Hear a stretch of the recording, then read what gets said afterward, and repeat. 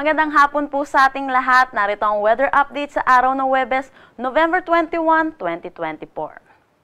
Sa ngayon, wala naman tayong minomonitor na anumang bagyo or low pressure area sa loob at labas ng ating Philippine Area of Responsibility. Sa ngayon, meron tayong dalawang weather system na nakakaapekto dito sa ating bansa. Unahin na natin ang northeast monsoon or ang hanging amihan na nakakaapekto dito sa may extreme northern Luzon.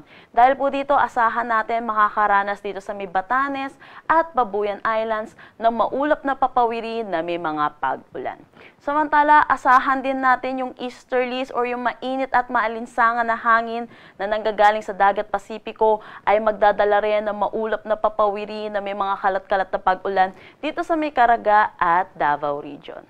For Metro Manila, nalalabing bahagi ng ating bansa ay asahan po natin patuloy tayong makakaranas ng mainit at maalinsangan na tanghali hanggang hapon na mataas ang tsansa ng mga pag-ulan sa hapon at sa gabi dulot ng mga localized thunderstorms. Dako tayo sa magiging panahon natin bukas dito sa Luzon. Patuloy ang pag-iral nitong northeast monsoon dito sa may extreme northern Luzon. Kaya asahan po natin, patuloy din sila makakaranas ng maulap na papawirin na may mga pag-ulan. Kung magtataka po ang ating mga kababayan, bakit po napakainit pa rin ang ating bansa kahit meron na tayong onset ng northeast monsoon. Dulot po ito na wala pa pong surge or hindi pa po umaabot itong northeast monsoon sa malaking bahagi po ng ating bansa at patuloy na ito pa rin ay nakakaapekto lamang dito sa may extreme northern Luzon. Pero asahan natin sa mga susunod na araw, possible magkaroon din tayo ng surge ng amihan.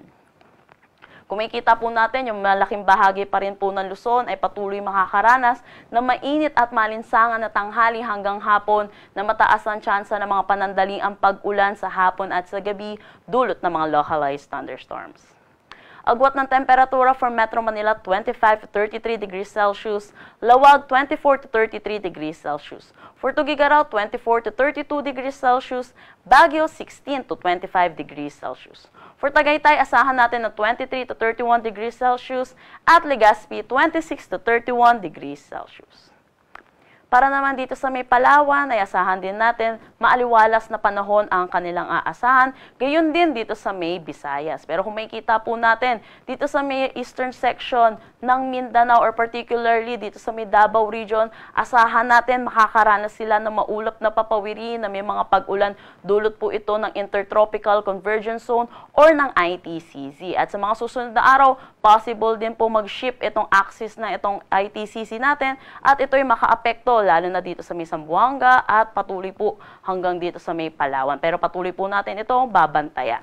So ngayon, sa nakikita po natin, sa malaking bahagi pa rin naman po ng ng Mindanao, ay asahan po natin patuloy ang maaliwalas na panahon. Agwat ng temperatura for Puerto Princesa at Calayan Islands 25 to 33 degrees Celsius, Iloilo 26 to 32 degrees Celsius, Tacloban 26 to 33 degrees Celsius. For Cebu 27 to 32 degrees Celsius, Zamboanga 24 to 34 degrees Celsius, Cagayan de Oro 24 to 32 degrees Celsius, Davao 25 to 32 degrees Celsius.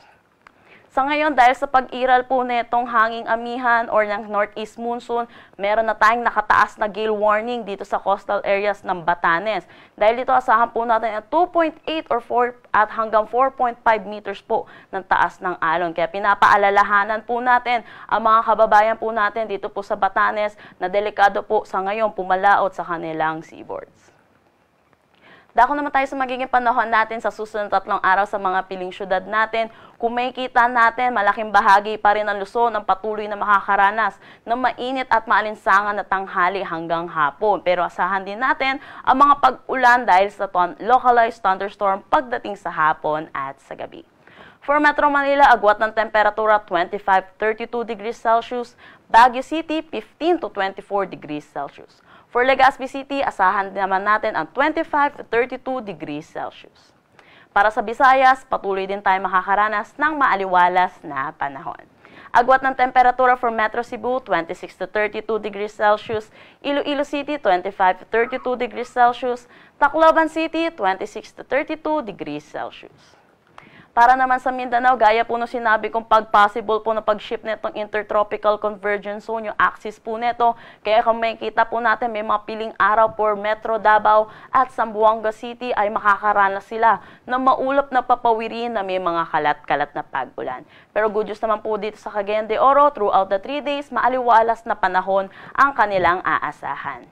For Metro Davao, agwat ng temperatura 24 to 32 degrees Celsius, Cagayan de Oro 25 to 32 degrees Celsius, Zamboanga City 24 to 33 degrees Celsius. Ang sunset mamaya ay 5:24 p.m. at ang sunrise bukas ay 6 a.m. Para sa karagdagang impormasyon, bisitahin ang aming mga social media pages at ang aming website pag-asa.dost.gov.ph. At yan po muna ang latest dito sa Pag-asa Weather Forecasting Center. Chanel Dominguez po at magandang hapon.